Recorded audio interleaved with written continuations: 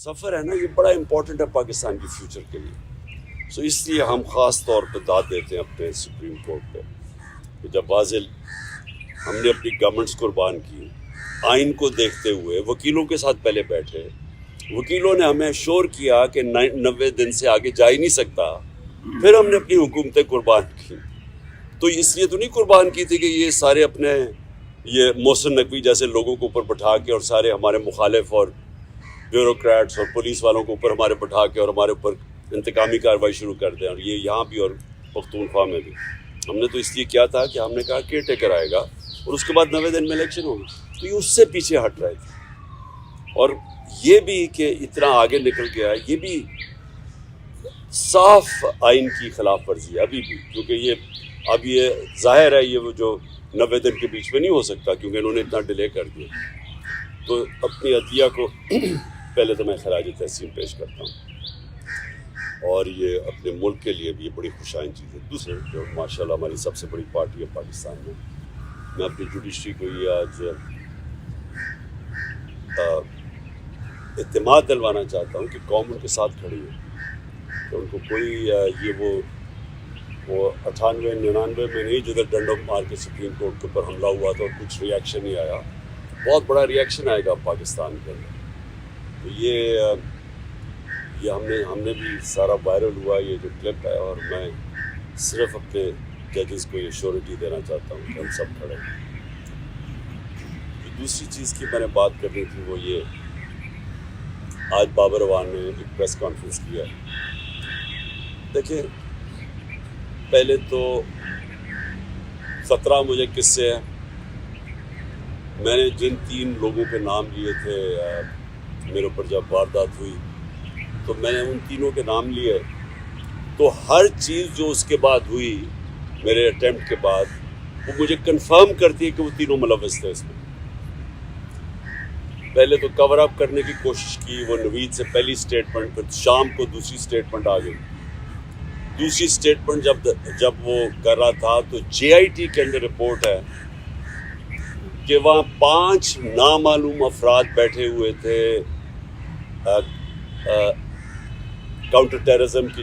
जब उसको पहले तो नवीद को ये DPO गुजरात ने उसकी स्टेटमेंट करके वायरल कर दी, वो भेज दिया सबसे पहले जो हमारे मुखालिफ एंकर्स थे उनके पास पहुंच गई। उसके बाद उसको उठा के लेके गए काउंटर टेररिज्म डिपार्टमेंट में। उधर 5 नामालूम अफराद जो कि जज के सामने एंटी टेररिज्म कोर्ट के जज के सामने JIT की रिपोर्ट है कि हम 5 नामालूम अफराद थे, वो वहाँ बैठे। उसने दूसरी उसकी वीडियो बनाई और कई घंटे वहाँ रखा, और फिर जब JIT ने इन दोनों को वो जो SSP था CTT का उसको जब बुलाया और ये जो DPO गुजरात को बुलाया, इन्होंने रिफ्यूज़ कर दिया आने को। पंजाब की CTT थी, तो कौन ताकतवर था जो इनके पीछे खड़ा था कि इन्होंने हमारी गवर्नमेंट होते हुए मना कर दिया। फिर उसके बाद जो JIT को सैबोटाज करने की कोशिश की, 4 लोगों ने अपने बयान बदले JIT के लोगों ने। उनके बाद उसके ऊपर प्रोसिक्यूटर जनरल ने उनके ऊपर तफ्तीश की, उसने कहा कि इनके ऊपर एक्शन लेना चाहिए, उन्होंने सैबोटाज करने की कोशिश की है। अब इस केयरटेकर गवर्नमेंट जिसका ये मैंडेट ही नहीं, आते साथ ही पहले JIT को चेंज रोका, उसके बाद उन 4 लोगों को जिनके ऊपर एक्शन कहा था उनको वापस JIT पे बिठा के, और जो लोग जो 2 काम कर रहे थे उनको इन्होंने OST कर दिया। तो ये जो कवर अप है ये सिर्फ वो कर सकता है जिसके पास ताकत है, और ताकत किसी के पास है? डर्टी हैरी के पास ताकत है, राना सनाउल्लाह के पास ताकत है, और शहबाज शरीफ। ये जो तीनों मैंने नॉमिनेट किए, इसके अलावा ये नहीं हो सकते, इसके अलावा ये सैबोटाज नहीं कर सकते JIT। अब बात ये है कि ये 3, इनको सबसे ज़्यादा खौफ क्या है कि इमरान खान इक़्तिदार में ना आ जाए, ये तीनों को खौफ है। और ये 3 पावर में भी बैठे हुए हैं, और मुझे सबसे ज़्यादा ख़तरा है इनसे। अब तो मैंने पहले भी TV पे कह बैठा हूँ कि ये एक अब दूसरा प्लान बना हुआ है मुझे कत्ल करने का। और मैंने ये पब्लिक भी कहा, जब यहाँ लाहौर हाई कोर्ट था तो मैंने तब भी جب جج خواجہ طارق رحیم نے جج کو بتایا کہ ان کے پر پلان بنا ہوا ہے, یہاں کوئی سیکیور انوائرمنٹ نہیں ہے, اس کو نہ پیش کریں وہاں, تو جج نے ایشورٹی دی. جب میں یہاں انتظار کر رہا تھا, جب میں گیا, اس نے ایشورٹی دی کہ پولیس ان کی حفاظت کرے گی.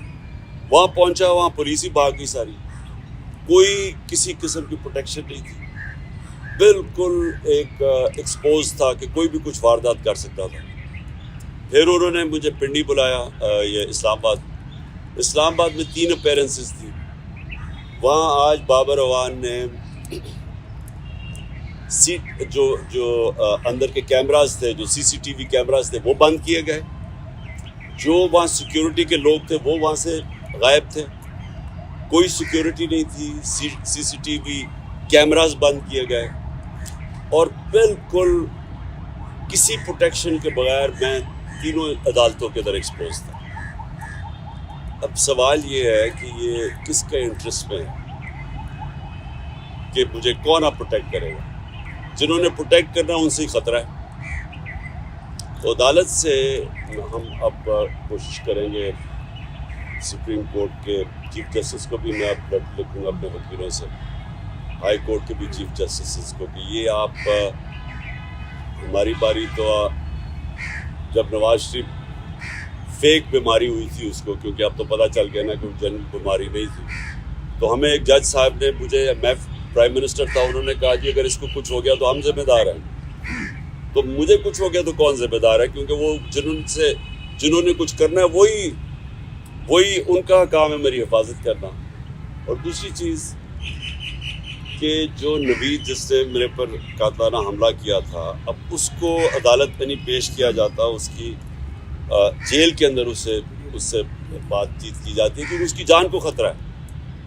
تو جس کی جان کے اوپر اٹیمپٹ ہو چکا ہے اور خطرہ ہے, اس کو کیوں وہ یہ گھسیٹ رہے ہیں. اور ان کیسز میں یعنی جو مزاحیہ خیز کیسز ہیں, ایسے کیسز ہیں جن کے اوپر کبھی یعنی اگر دنیا مذاق اڑائے گی کہ ایک ٹیررزم کا کیس کر دیا وہاں الیکشن کمیشن کے باہر, جبکہ میں وہاں تھا ہی نہیں, میں گھر پہ بیٹھا ہوا تھا, وہ مظاہرہ ہو رہا ہے, میرے اوپر دہشت گردی کا کیس کر دیا. یا دوسرا وہ جو ایک اور, اب سب کو پتہ ہے کہ الیکشن کمیشن پوری طرح, اب تو خیر ساری قوم کو پتہ چل گیا کتنی جانبدار ہے, یہ تو حکم ہی ساری ان سے لیتی ہے.